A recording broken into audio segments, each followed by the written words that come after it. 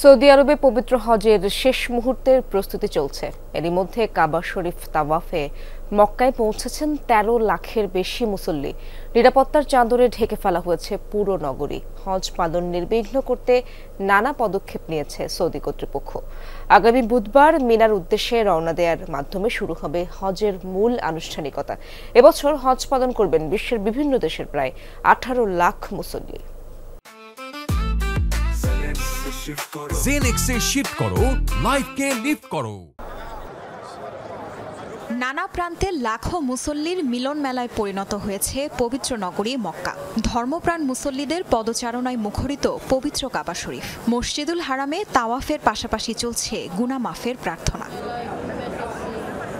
আল্লাহর দরবারে হাজির হতে পেরে আবেগাপ্লুত মুসল্লিরা নিজ দেশের পাশাপাশি দোয়া করছেন গাজাবাসীর শান্তির জন্য। মক্কা আসতে সারা জীবন সাধনা করেছি। প্রথমবারের মতো কাবাঘর দেখতে পেয়ে আমি খুব খুশি। আল্লাহর দরবারে হাজারো শুকরিয়া যে তিনি আমাকে এখানে আসার তৌফিক দান করেছেন। সিরিয়ার ইদলিব থেকে এসেছি।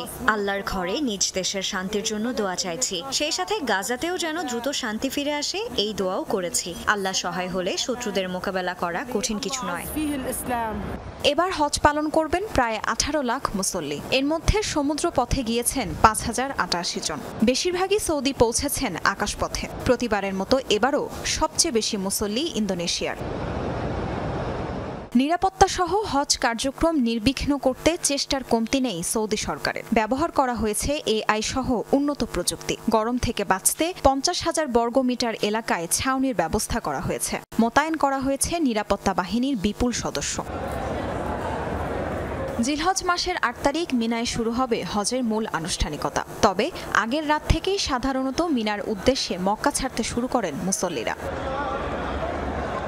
বুধবার সারাদিন মিনায় অবস্থান শেষে পরদিন আরাফাতের ময়দানের উদ্দেশ্যে রওনা হবেন মুসল্লিরা। আরাফাতে অবস্থানকে মূল হজ বিবেচনা করা হয়। সেখান থেকে মুজদালিফায় গিয়ে রাত যাপন শেষে শয়তানকে মারার জন্য পাথর সংগ্রহ করবেন হাজিরা। ১০ জিলহজ ঈদুল আজহার দিন জামাতে শয়তানকে পাথর মেরে কোরবানি দিয়ে মাথা মুন্ডন করবেন। এরপর কাবা শরীফ বিদায়ী তাওয়াফ করবেন তারা। ১১ ও ১২ জিলহজ বাকি আনুষ্ঠানিকতা পালনের মাধ্যমে হজ শেষ করবেন লাখো মুসল্লি।